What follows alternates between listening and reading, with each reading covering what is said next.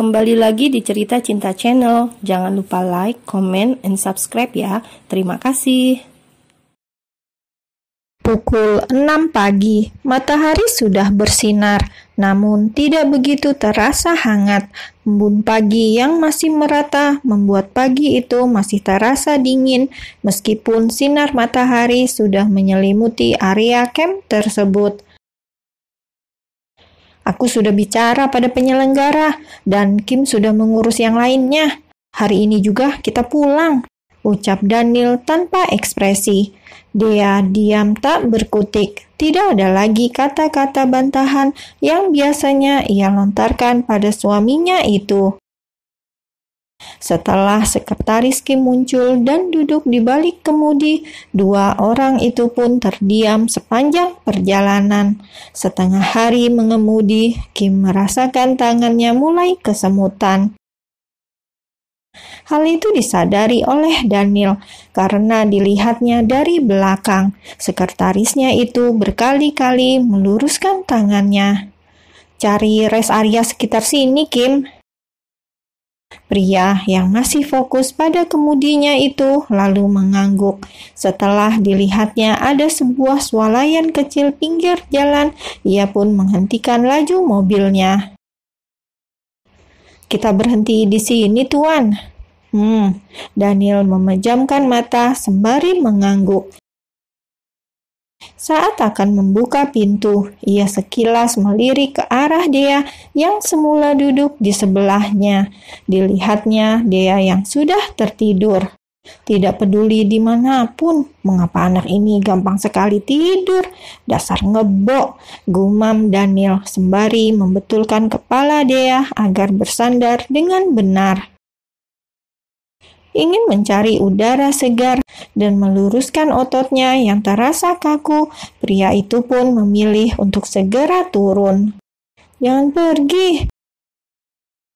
Daniel berhenti ketika ujung bajunya dipegang oleh Dea. Sepertinya gadis itu mimpi buruk. Dilihat dari bulir bening yang menetes dari sudut matanya. Daniel tertegun menatap Dea, kemudian memilih duduk kembali di sebelah gadis tersebut. Membelai kepala Dea agar gadis itu tenang dalam tidurnya. Ada apa denganmu? Batin Daniel. Sepertinya ia mulai penasaran dengan gadis itu. Tok tok tok. Sekretaris Kim mengetuk kaca mobil bagian belakang. Begitu Daniel membukanya, Kim lantas mengulurkan botol mineral dan memberikannya kepada Daniel. Apa kita langsung jalan, Tuan? Tanya sekretaris Kim. Sedangkan mata Kim terlihat mengamati kepala Dea yang sudah bersandar di pundak atasannya tersebut.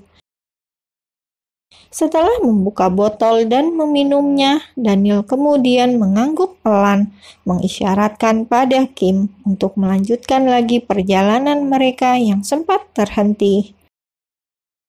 Setelah menempuh perjalanan cukup jauh, akhirnya mereka bertiga sampai di apartemen Daniel. Bangun, Dea, sudah sampai. Tangan Daniel menepuk pipi Dea. Tidur apa pingsan? Batin Daniel karena Dea tak kunjung bangun. Dea, panggil Daniel dengan suara yang lantang membuat Dea tersentak. Gadis itu langsung membuka mata dan refleks beringsut saat sadar posisinya begitu dekat dengan Daniel. Dengan perasaan canggung, dia lantas membuka pintu. Ia pun keluar dari mobil dan meninggalkan Daniel terlebih dahulu. Ini Tuan kuncinya. Setelah Daniel juga keluar, sekretaris Kim memberikan kunci mobil yang semula di tangannya. Ia sendiri akan pulang. Sepertinya ia butuh istirahat setelah perjalanan yang cukup melelahkan. Dea buru-buru naik lift. Setelah kejadian beberapa waktu lalu, ia merasa tidak nyaman dekat-dekat dengan Daniel.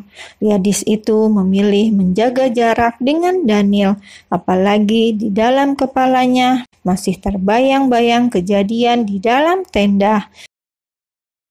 Bahkan gambaran tower yang sempat mencuat masih jelas dalam pelupuk mata Dea. Sampai di apartemen, Dea bergegas masuk kamarnya sendirian. Menguncinya, Dea sedang dalam modus siaga. Satu atap dengan pria yang memiliki pikiran kotor seperti Daniel, ia jadi resah. Jangan-jangan di waktu ia lengah, Daniel kembali menyerangnya, membuka bajunya dan tidur bersama. Tidak! Gadis itu menggeleng kepalanya dengan keras, memikirkan hal yang bukan-bukan. Waktu terus berjalan, hari sudah malam, perut Dea sudah konser, lagu keroncong sudah berdendang sedari tadi. Namun Dea menunggu Daniel tidur dulu, baru ia keluar kamar. Pukul 10 malam, Dea sudah tidak tahan lagi. Cacing dalam perutnya sudah meronta meminta makan. Dengan gelagat mencurigakan bak maling jemuran, Dea keluar dari kamar. Gadis itu memindai depan kamar. Ternyata aman. Apalagi kamar Daniel yang ada tak jauh dari sana juga sudah terkunci.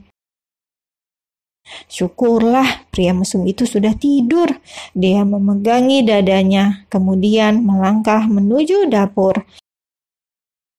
Matanya langsung berbinar-binar ketika melihat sekotak pizza. Pasti Daniel yang memesannya, pikir Dea. Tidak mematuhi protokol kesehatan, Dea mengambil pizza dan langsung melahapnya tanpa mencuci tangan. Biasakan cuci tangan sebelum makan, cibir Daniel. Dia langsung tersedak begitu menyadari kehadiran Daniel. Kenapa ada makhluk itu di dapur? Bukannya tadi situasi aman dan terkendali. Dia pun kesusahan menelan potongan pizza yang ia makan. Cepat minum.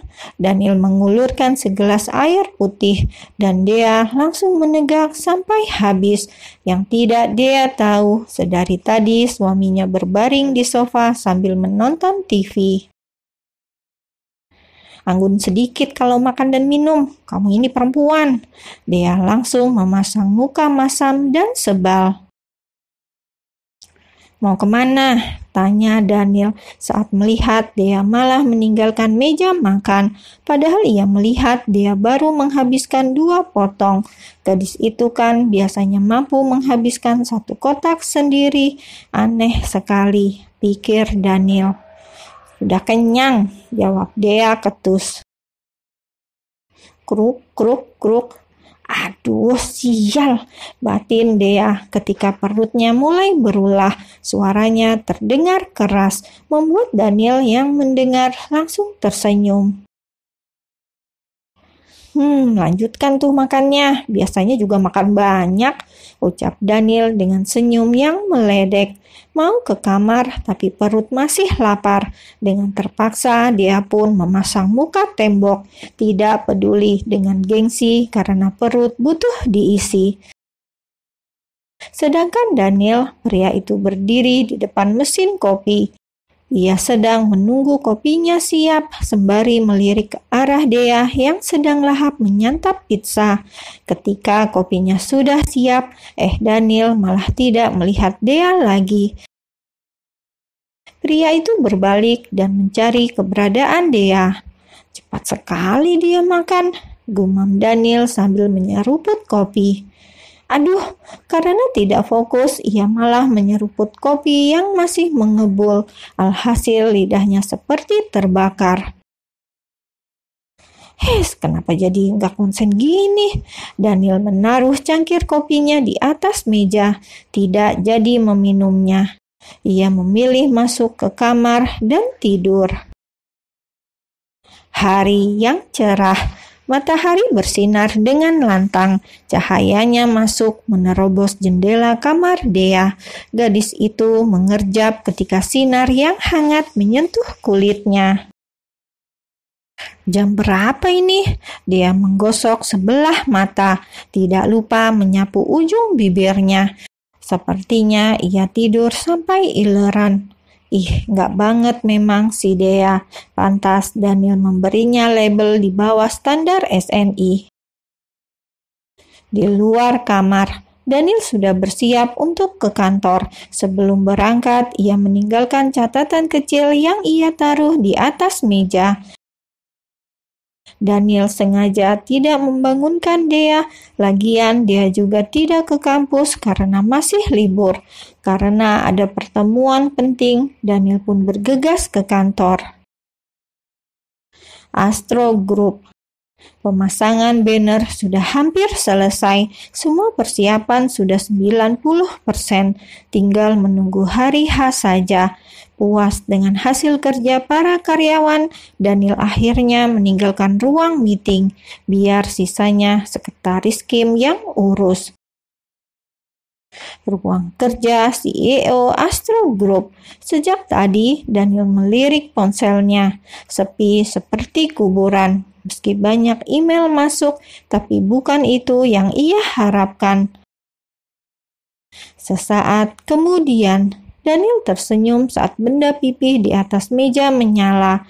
Namun senyumnya hanya sekejap saja, hilang berubah dengan wajah datar.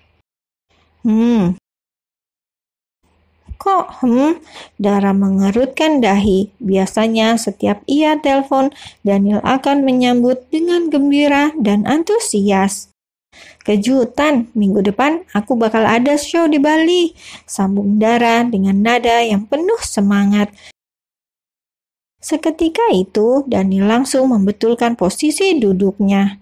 Minggu depan, Daniel mengulang kata-kata Dara.